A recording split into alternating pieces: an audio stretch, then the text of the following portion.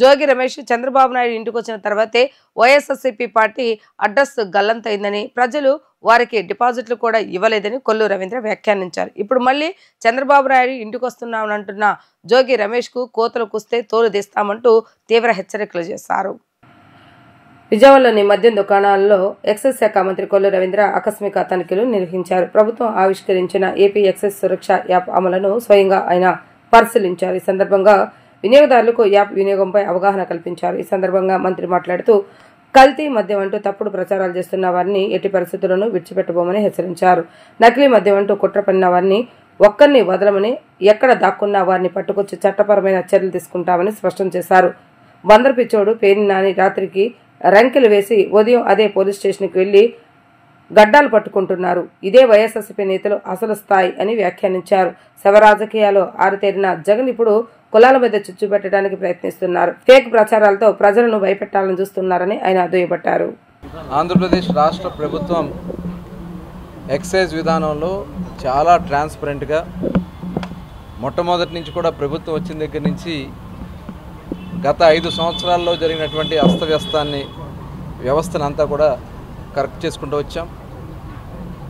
ఇవాళ కావాలని ఉద్దేశపూర్వకంగా కొన్ని చోట్ల జరిగినటువంటి కొన్ని సంఘటనల్ని ఆధారంగా చేసుకుని ఒకసారి మొత్తం కూడా టోటల్ ప్రజలకి మరింత ట్రాన్స్పరెంట్గా అందుబాటులో ఉండే విధంగా, ఎందుకంటే గతంలో 14, 19లో కూడా మేము ప్రతి షాప్లో కూడా ట్రాక్ అండ్ ట్రేస్ సిస్టమ్ పెట్టాం.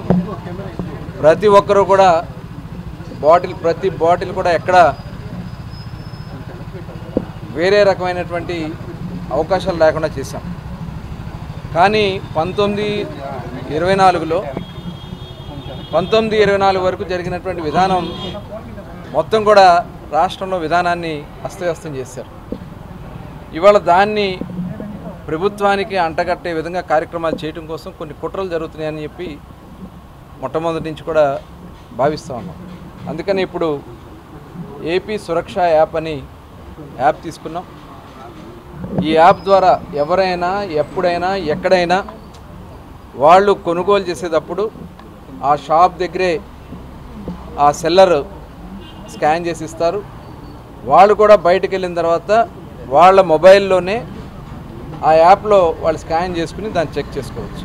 మన గౌరవ ముఖ్యమంత్రి గారు కూడా చెప్పడం జరిగింది, కాన్స్పరస్ ఉంది, కుట్ర జరుగుతూ ఉంది, ప్రభుత్వాన్ని అస్థిరపరచాలని చెప్పి రకరకాలుగైనటువంటి దుర్మార్గమైనటువంటి ఆలోచనలు వైఎస్ఆర్ పార్టీ చేస్తూ ఉంది. ఇవాళ ఇవన్నీ వచ్చిన తర్వాత చూసి తట్టుకోలేక ఏదో ఒక రకంగా మనం చూసాం. రాజమండ్రిలో ఒక పాస్టర్ ప్రవీణ్ని అతని యాక్సిడెంట్లో చనిపోతే ఒక మతానికి అంటగట్టి మతానికి మధ్య చిచ్చులు పెట్టాలని ప్రయత్నం చేశారు. కులాల మధ్యన చిచ్చులు పెట్టాలని ప్రయత్నం చేస్తూ ఉన్నారు. ఇవన్నీ మనకు తెలిసిందే. శవ రాజకీయాలు చేసినటువంటి వ్యక్తులు. జగన్మోహన్ రెడ్డి మళ్ళీ కుట్రపూరితంగా రాష్ట్రంలో అస్థిరపరచాలని ప్రయత్నం చేస్తారు. అందుకోసమే మేము ఇవాళ సిట్ వేసాం. ఇవాళ సిట్టు పూర్తి స్థాయిలో విచారణ జరుగుతూ ఉంది. దీని వెనక ఎవరెవరు ఉన్నారో బాధ్యతలు ఖచ్చితంగా బయటకు వస్తారు. అవన్నీ కూడా సీరియస్గా విచారణ చేస్తున్నాం. ఎవరిని కూడా వదిలిపెట్టే సమస్య లేదు. అలాగే డిపార్ట్మెంట్తో ఎవరైనా డిపార్ట్మెంట్లో కూడా కొల్యూట్ అయి ఉన్నారంటే వాళ్ళని కూడా వదిలిపెట్టే సమస్య లేదు. ఇదే కాదు, బెల్ట్ షాప్స్ విషయంలో కూడా చాలా సీరియస్గా ఉన్నాం. ఎక్కడన్నా, ఎందుకంటే ఇది స్కాన్ చేసిన లొకేషన్ కూడా మన బయటకు వస్తుంది. ఎక్కడైతే ఎక్కువసార్లు స్కాన్ జరిగినా కూడా దాన్ని బట్టి ఏ ఊరిలో ఇలాంటివి జరుగుతున్నాయి ఇమీడియట్గా అక్కడికి వెళ్ళి మేము యాక్షన్ తీసుకుంటాం. ఎట్టి పరిస్థితుల్లో కూడా ఎవరన్నా ఏదన్నా కావాలన్నా కూడా వచ్చి షాప్స్లో తీసుకోండి. షాప్లో మాత్రమే అమ్మకాలు జరుగుతాయి. బయట ఎక్కడన్నా అమ్మకాలు చేయాలని ప్రయత్నం చేసినా వాళ్ళ మీద కూడా సీరియస్గా యాక్షన్స్ ఉంటాయని కూడా హెచ్చరిస్తూ ఉన్నాం. ఈ రాష్ట్రంలో అల్లకొల్లాలను సృష్టించారే, ఇవాళ కూడా వచ్చి ఈ ప్రభుత్వం చేయాలని ప్రయత్నం చేస్తే ఈ ప్రభుత్వం చూస్తూ ఊరుకోదు, తోలు తీస్తుంది. ఎవరైతే పిచ్చి ఆశలేసి ఈ రాష్ట్రంలో అస్థిరపరచాలని ప్రయత్నాలు చేస్తే మటుకి చాలా సీరియస్గా ఉంటుంది. అది జోగి రమేష్ అవ్వచ్చు, ఇంకోళ్ళు అవ్వచ్చు, జగన్మోహన్ రెడ్డి గారు అవ్వచ్చు. ఇవాళ మేము ప్రజలు ఇచ్చినటువంటి నమ్మకాన్ని నిలబెట్టడానికి మేము ఉన్నాం. ఇవాళ ఖచ్చితంగా మేము ఆ కార్యక్రమంతో ముందుకెళ్తాం. వీళ్ళకి ఏంటంటే చూశారు, ఇవాళ గతంలో కూడా వాళ్ళు ఏ రకంగా చేసినటువంటి కార్యక్రమాలు, పార్టీ ఆఫీస్ మీద దాడులు చేస్తే అడ్రస్ లేకుండా పోయారు. చంద్రబాబు గారు ఇంటి మీదకి రావాలని ప్రయత్నం చేస్తే డిపాజిట్లు కూడా వచ్చే రానటువంటి పరిస్థితిలో ఓటమి చెందారు.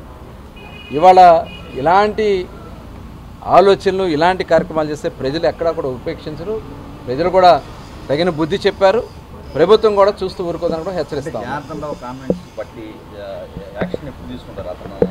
అంటే ఇప్పుడు ఆల్రెడీ సిట్ వేసాం కాబట్టి సిట్ పూర్తి స్థాయిలో విచారణ చేస్తుంది కాబట్టి, ఎందుకంటే ఇంకా అరెస్ట్ కావాల్సిన వాళ్ళు కూడా ఉన్నారు. ఇప్పుడు దీంట్లో 21 మందికి దగ్గర 17 మంది దగ్గర మనం అరెస్ట్ చేయడం జరిగింది. అలాగే మిగతా వాళ్ళు కూడా సెకండ్ దాంట్లో ఇబ్రహీంపట్నం దాంట్లో కూడా ఇంకా ఒక 4 పీటీ వారెంట్లు కూడా వాళ్ళకి జారీ చేయడం జరిగింది. కొంతమంది సౌత్ ఆఫ్రికాలో ఉన్నారని తెలుస్తుంది. వాళ్ళు కూడా తీసుకురావడానికి అన్ని చర్యలు తీసుకుంటాం. అన్నీ కూడా వచ్చిన తర్వాత మొత్తం వాస్తవ విషయాలను కూడా బయటపెట్టడం జరుగుతుంది. అలాగే వాళ్ళ కొంతమంది నాయకులు రాత్రులేమో ఆంబోతుల్లాగా రంకిలేస్తున్నారు, తెల్లారిల్లు గడ్డాలు పట్టుకుంటున్నారు. మందలో పిచ్చోడు ఉన్నాడు, రంకిలేస్తున్నాడు. చూశారు కదా వీడియోలు అన్నీ కూడా. ఇప్పుడు వచ్చేమో అయ్యో బాబు అని గడ్డలు పట్టుకుంటున్నారు. ఇవన్నీ మీ నాటకాలు సాగవు. మీ ఎవ్వరి నాటకాలని ఎప్పుడు ఎక్కడ కట్ చేయాలో అక్కడే కట్ చేస్తాం. సిద్ధంగా ఉండాలని హెచ్చరిస్తున్నాం.